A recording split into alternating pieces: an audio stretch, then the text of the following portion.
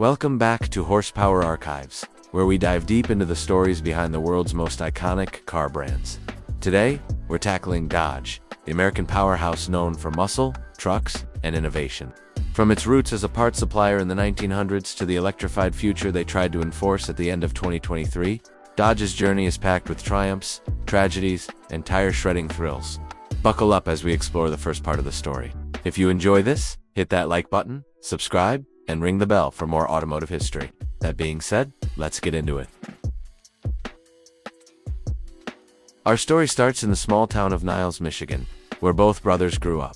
John Francis Dodge was born in 1864, while Horace Elgin Dodge was born in 1868. These mechanical geniuses inherited their aptitude from their father, who ran a foundry and machine shop. They began their careers in the 1890s with bicycles. Horace patented a dirt-resistant bicycle bearing in 1896. By 1897, the brothers launched the Evans and Dodge Bicycle Company, but bikes were just the start. In 1900, they founded the Dodge Brothers Company in Detroit, Michigan, the Motor City itself.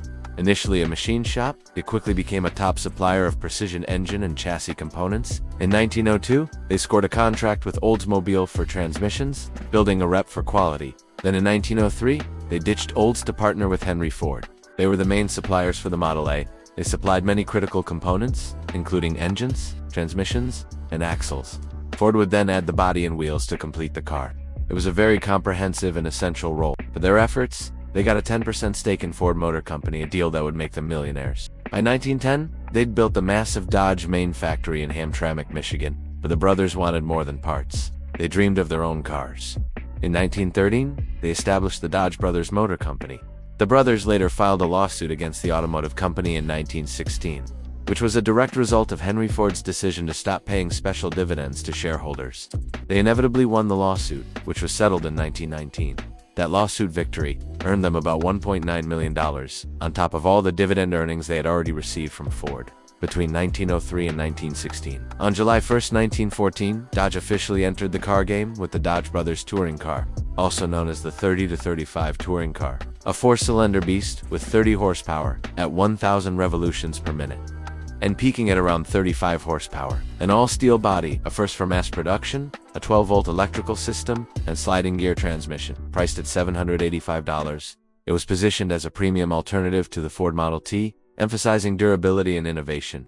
By year's end, 249 were built, and by 1915, Dodge ranked third in U.S. sales. But Dodge didn't stop at cars. They also produced trucks for civilian and commercial use. In addition to their commercial and civilian vehicles, they began making military trucks, cannon recuperators, and even a gun recoil system for the Allied armies. And during World War I, over 12,800 Dodge cars and trucks served as ambulances and repair vehicles. By 1919, Dodge hit 400,000 plus vehicles produced, and introduced the Dodge Brothers Model 30, its first four-door sedan, providing durability and protection from the elements, and was equipped with a powerful inline-four engine. But tragedy struck in 1920. John died in January from pneumonia, and Horace followed in December from cirrhosis, weakened by grief. At just 55 and 52, the brothers left behind a thriving company, America's second best-selling car brand, right behind Ford. They were both buried in the Woodlawn Cemetery in Detroit, Michigan. With the brothers gone, their widows managed the company, appointing Frederick Haynes as president. They expanded into trucks, partnering with the Graham brothers for marketing. By the mid-1920s, they'd opened a Canadian plant, surpassed 200,000 vehicles annually, and built their 1 millionth car. In 1925, facing challenges, the company sold to Dillon Read & Co. for $146 million, the largest cash deal ever at the time. But stability came in 1928 when Walter Chrysler acquired Dodge for $170 million in stock. The acquisition immediately propelled Chrysler into the big three of American automakers. Behind only Ford and General Motors, Dodge now had access to a vast dealership network, and acquiring Dodge also gave Chrysler a massive and immediate footprint in the market, allowing them to compete on a national scale. The 1930s brought innovation. Dodge's first inline 8-cylinder engine in 1930, their first factory car radio. Sales jumped with the 1935 Windstream redesign, and by 1939, Dodge celebrated their 25th anniversary.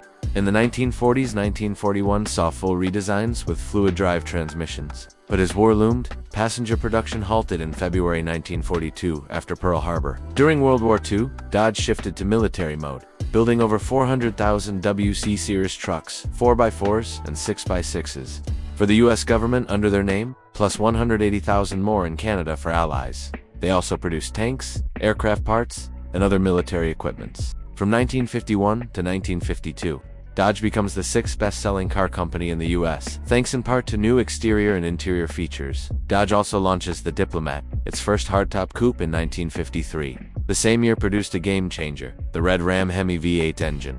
Dodge's first V8 producing 140 horsepower.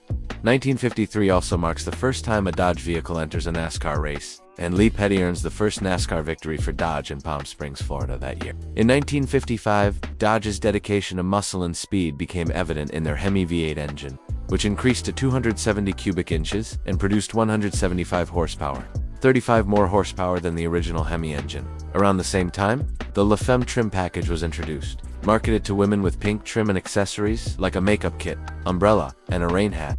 Unfortunately, the first-gen HEMI ended in 1957, but as we all know, its legacy lived on. And that, ladies and gentlemen, is the end of part 1 of this series. Next up, we'll be talking about Dodge's history from the 1960s to 2023. I'll see you on the next one.